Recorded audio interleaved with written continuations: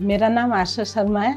मैं उत्तराखंड की रहने वाली हूँ और दिल्ली में मेरा ट्रीटमेंट हुआ। मेरे हस्बैंड दिल्ली में ही जॉब करते थे और 2009 में मुझे अपने आप को चेक किया तो मुझे कुछ डाउट हुआ।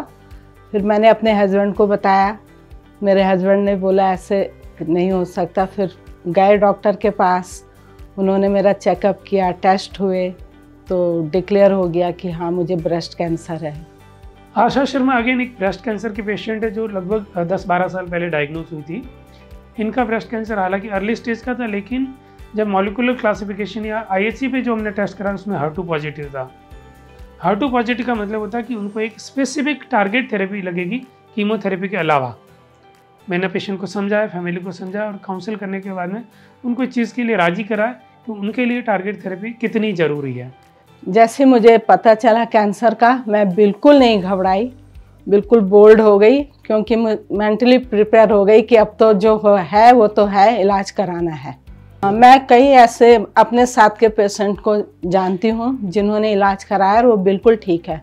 मैं तो यही कहूँगी कि घबराए नहीं, अपने जैसे पता चलता है अपने आसपास के हॉस्पिटल में जाएं, अच्छे डॉक्टर से इलाज कराएं। आप कोई घबराने वाली बात नहीं है, सब ठीक हो जाता है। तो इनका ट्रीटमेंट हमने पहले ऑपरेशन किया, फिर इनको कीमोथेरेपी दी और कीमोथेरेपी के बाद 1 साल तक इनको हमने टारगेट थेरेपी दी। और टारगेट थेरेपी देने के बाद में जब हमने जांचें करी तो उनका बीमारी बिल्कुल पूरी तरह से ठीक था और इसलिए के बाद में हमने उनको रेगुलर फॉलोअप में रखा और पेशेंट रेगुलर फॉलोअप में आती है। शुरू में 3 महीने में आती थी, फिर हमने उसका फॉलोअप बढ़ा दिया, 6 मंथ में कर दिया। अभी वो आजकल 1-2 साल में हमारे पास आती है और कभी कभी बोलती है सर मैं तो मिलने के लिए आ जाती हूँ। और मैं डॉक्टर RK चौधरी की फॉलोअप में हूँ। वो मेरा चेकअप किया उन्होंने, मैं बिल्कुल ठीक हूँ। अभी मैं उन्हीं के अंडर में हूँ तो अभी मेरा चेकअप बिल्कुल ठीक है। वो मुझे बोलते हैं तुम बिल्कुल ठीक हो। बड़ा अच्छा लगता है जब इस तरीके के पुराने पेशेंट 10-10 साल पुराने जो हमने ट्रीट करे थे और आज मिलने आते तो बड़ा पॉजिटिव सा वाइब्स जाती है और हमें और हौसला मिलता है, हमें बहुत प्रोत्साहन मिलता है कि पेशेंट ठीक हो सकते हैं। यही हमारी एक शक्ति है, यही हमारे लिए एक फीडबैक मैकेनिज़्म है जो हमें और अच्छा करने के लिए मजबूर करता है। यही एक ऐसा मैकेनिज़्म है, इसको फीडबैक मैकेनिज़्म बोल सकते हैं कि जब पेशेंट 10 साल पुराना आपके सामने आता है और एकदम फिट होता है तो हमें ये और शक्ति देता है और प्रेरित करता है कि हमें और जी जान से, मन से आने वाले पेशेंट को ट्रीट करना है।